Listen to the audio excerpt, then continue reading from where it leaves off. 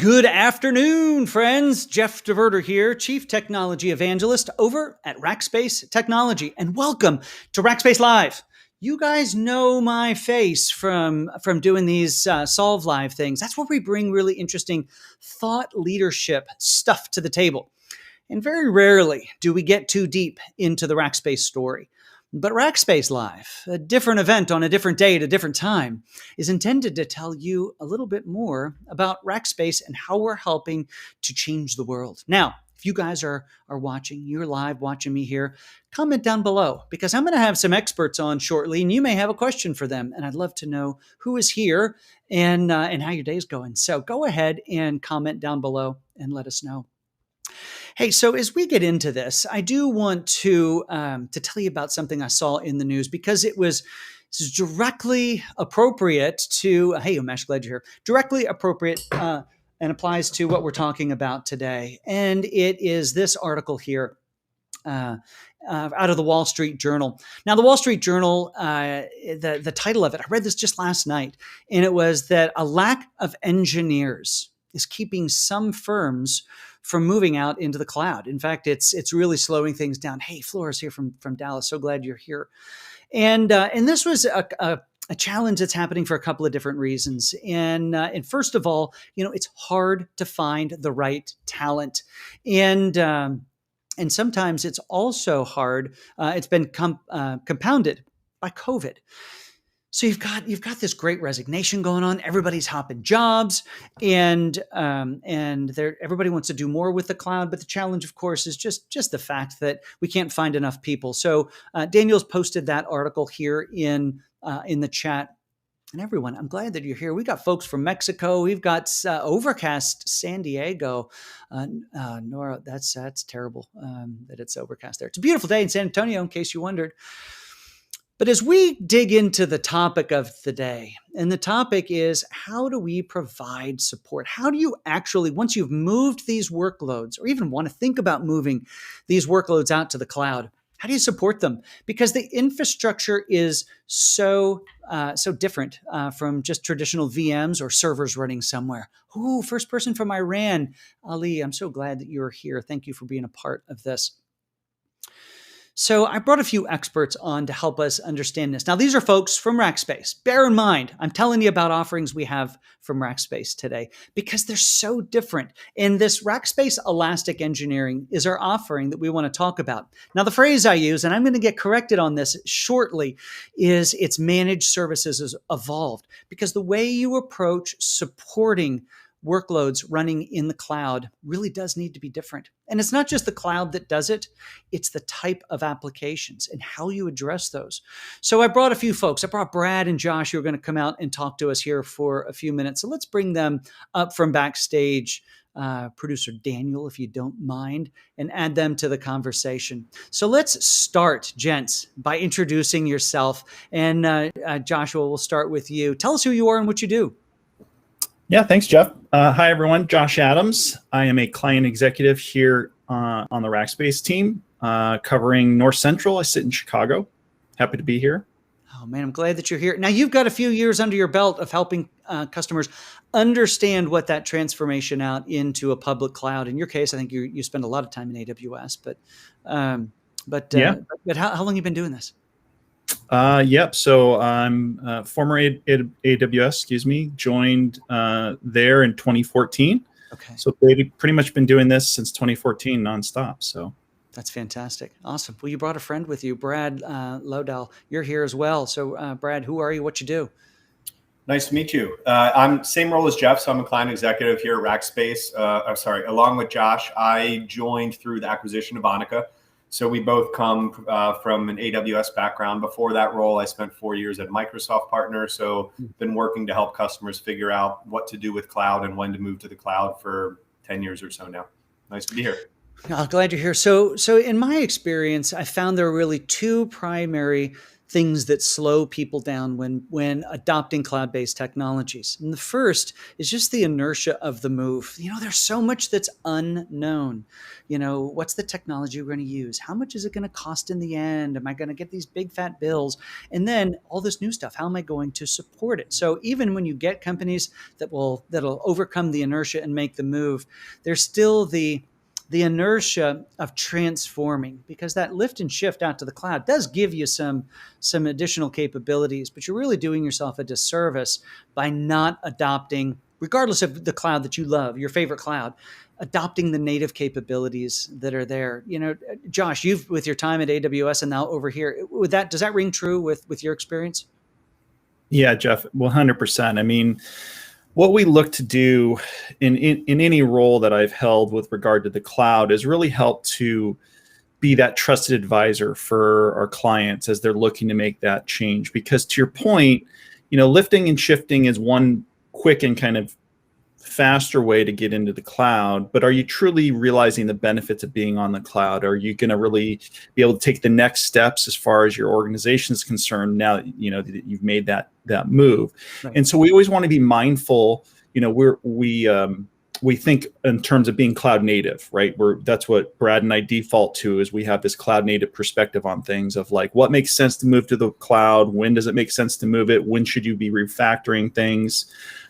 Because at the end of the day, we're really wanting companies to be successful as they make that transition. Got it. Well, that makes perfect sense. Well, and if we cut to the chase here a little bit, Rackspace led the market earlier this year, led the industry really in how we are providing support for those workloads that move out into the cloud. But let's say maybe less about the geography and more about the technology, because modern applications are thriving in traditional private cloud infrastructure in the context of cloud native type stuff running there, or even containers. So if we take location out and we say cloud is now more of a methodology or mindset, we came out with Rackspace Elastic Engineering to solve for the challenges of managing those workloads now over time. So Brad, let's over to you here in a second to really maybe explain what is Rackspace Elastic Engineering. But first, everyone, I'm glad that you're here. I'm glad that you're announcing yourself. We've got Pavon's here. He's always hanging around. I'm so glad. And new friends from Iran. But if you're new to the show, comment down below and tell us, if you don't mind, where is your company in that move to the cloud? Are you using it? Maybe talk to us about percentages a little bit. You don't have to give us names. We're not trying to sell you something. Well, we are telling you about how great it is, but we're not going to reach out to you. You can reach out to us. But while you're doing that, Brad, what is Rackspace Elastic Engineering? Yeah, it's cool to see people from all over the world. Elastic Engineering it's a new model. So it came over from the Anika acquisition. Basically, it's allowing our customers to sign up for professional services or managed services on a month-by-month basis. But it's more than just month to month. It also allows customers the flexibility to go up in months where they need a lot of help, go down in months where maybe they don't need some help. And we see that a lot of times with projects where there's spikes in projects and teams just need some augmentation to help get over the line, or with what we're hearing called the great resignation, right? A lot of employees are moving all over. They're using COVID as an opportunity to move, find that new job. So there's a lot of people changing hands. And so we find a lot of customers just need some help to get over that short-term line. So Elastic Engineering is a great way to do that. But even beyond that, for customers who really engage with the pods, which is what we refer to the resources within Elastic Engineering, they can really help augment your team long-term. So it's not only short-term. So we have customers that have signed up for the service for years.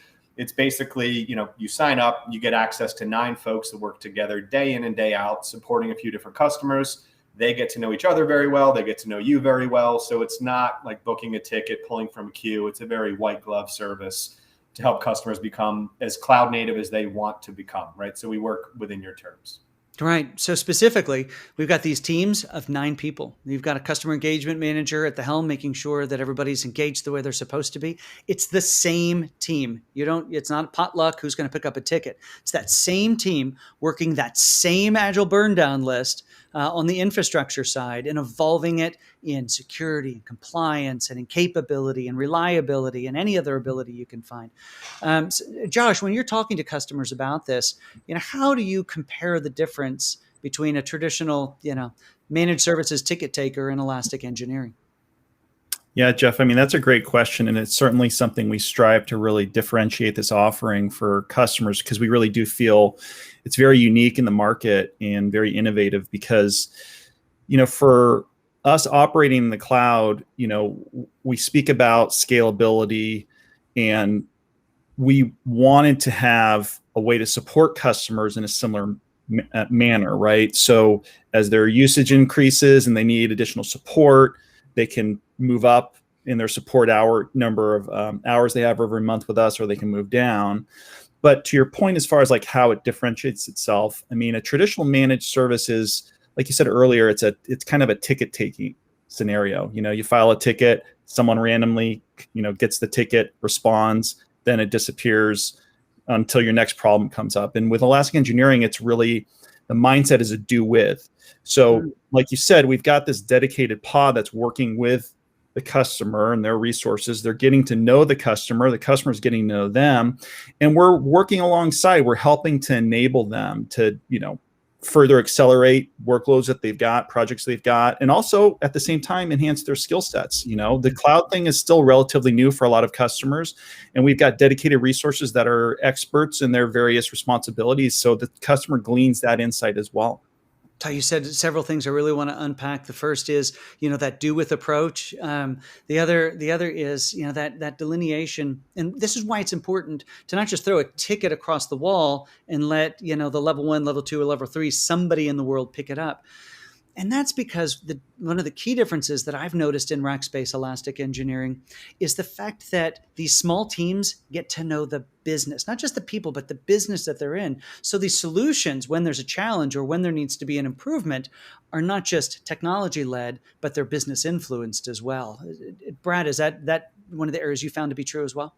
Yeah, absolutely. I mean, so the Elastic Engineering pod, as they get engaged, get ramped up, they really become an extension of the team. So we work very closely with your internal tier 1, tier 2, tier 3 support teams if needed. We work with your database teams, your application development teams. So, thinking about development and operations merging as DevOps, everyone understands that. With Elastic Engineering, we kind of become that focal point or that center point within your organization where all of the other groups come through us, right? Because as we make a change to your fundamental AWS or Azure GCP infrastructure, right, we need to be in coordination with your application teams, your support teams, so that everybody knows what's going on.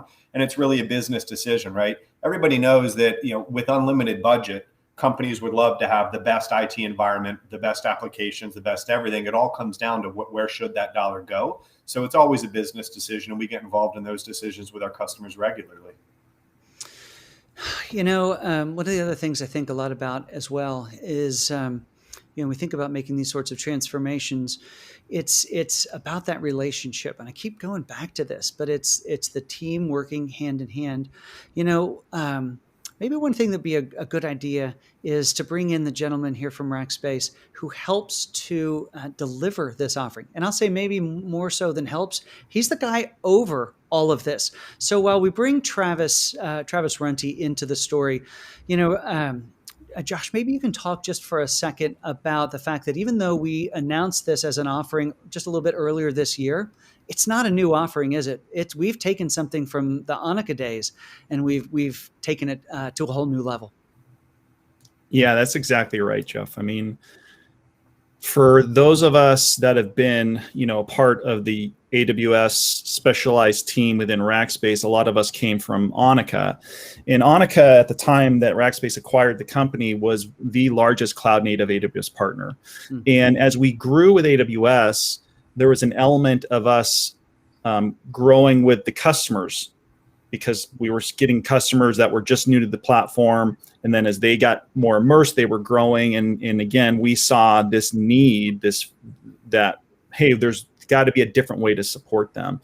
So that was what was really great, is that this was a born in the cloud sort of solution for supporting those customers. And then, like you said, it's been in place for a number of years prior to Rackspace acquiring Annika, and then bringing that into the fold here and really exploding it from an offering perspective for at a much larger scale.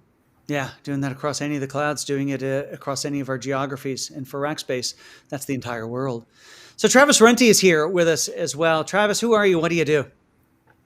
Yeah, thanks, Jeff. Hi, name's Travis Runty. I'm the vice president of our global cloud operations, which means I lead our EE practice. I've been at Rackspace for 14 years as well. So thanks for having me, Jeff. Absolutely. So you're sort of over the delivery, and you're the guy who, in many a meeting inside of Rackspace, will keep me honest.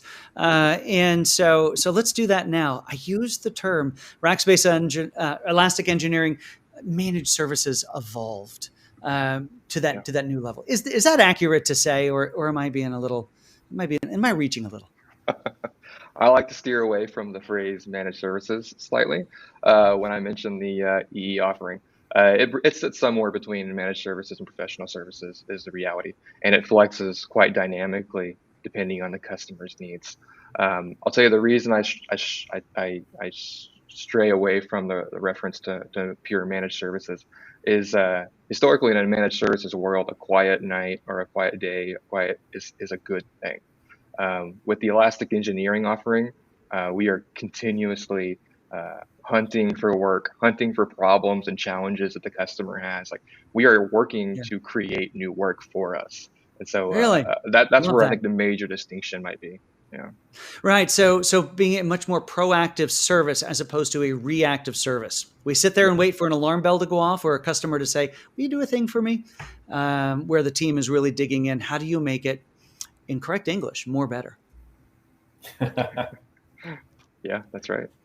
Yeah, and a major activity that we do is with the customers is our long range planning activities, right? That's where we align to understand what the customer's business objectives are, and then as we do our regular planning with the customer, we can say, okay, we're on track to get you there, or we understand your business challenges, your needs, your objectives, your timelines, and but the reality is we have the flexibility to stray away from that if we have to as well, right? Customers' needs change. We're quite flexible in how we deliver. Well, hey, you use the terms, and we should probably do a little definition here. You were talking about Rackspace Elastic Engineering and I'll say as a managed service, but also there's professional services. So if Rackspace Elastic Engineering, how is it different or similar from professional services to managed services? Maybe we'll go back to Brad for that. Brad, how do you define the difference? Yeah, so the managed services, I totally agree with Travis. It's one of those things like life insurance, car insurance, where you pay for it because you need it, but you kind of hope you never have to.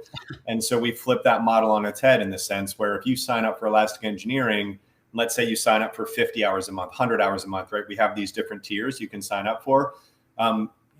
You're going to use those hours. Like Travis said, we're going to go out and find work for you. It could be containerization. It could be security reviews. It could be migrating new workloads into the cloud. It could be just setting up your initial organizational units, right? Or your initial tenant, right? So it really depends on where you're at in the journey. So it's definitely not managed services, but it's not full scale pro services, right? Because when you think about a professional services model, there's a lot of discovery. There's a lot of pre-sales that goes into it. You know, we as a relationship or a consultancy company, we need to understand exactly what you want us to do. We need to write it down. There's a lot of assumptions. And ultimately we say, we're going to do exactly this and only this, and it's going to cost exactly that.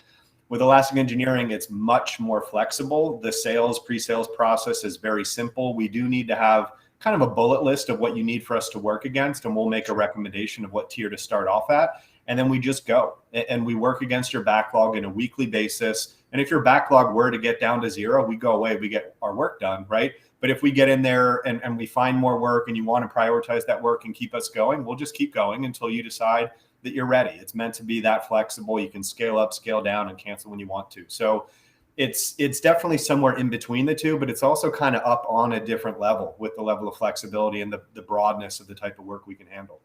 Right. But if somebody is in the public cloud and they've run out of things to do, I think they're doing cloud wrong. Because there's always a way to make it more better. Am I right? I mean, the cloud is always evolving underneath your feet. There's always an as a service now that didn't exist before that we architect a thing for. There are new security threats that come along. There are new ways to ensure resiliency. And oftentimes there's just cheaper ways to do things. Yeah. The company that runs out of things to do when their workloads are in the public cloud, I don't think they're looking very hard, and they're not. I want to And I make think, one more point there, Jeff, because yeah, I'll forget about it if I don't. But yeah, so it's kind of like saying that you're done with the cloud is saying like you're done eating or you're done sleeping because you've had enough of it. It's always changing. So there's always something else to do. It's a blessing and it's a curse. But another thing Elastic Engineering can help with is helping you understand what those new services are and where you might be able to save money. Whereas direct relationships with the hyperscaler, right, in theory, the more their bill is, the better they're doing, right? We're there to help you be good stewards and consumers of the cloud and to save you money wherever we can. So sorry to interrupt. No, that's great. So let's bounce back to Travis for a second, because I led with an article that said people can't find cloud engineers, and it's hindering their move to the cloud. How does Rackspace go about? How do you go about ensuring that you've got people all around the world to man these 9-person teams and do this at scale? Yeah, I'll first address that we are not immune to the challenge, but it's how we respond to the challenge, I think, is what makes the difference. So we are a global organization, a globally distributed workforce. In reality, is Rackspace has an abundance of expertise from various platforms. We were born in the data centers a long, long time ago, and so we have a tremendous amount of experts on those platforms. OS level experts, storage, networking.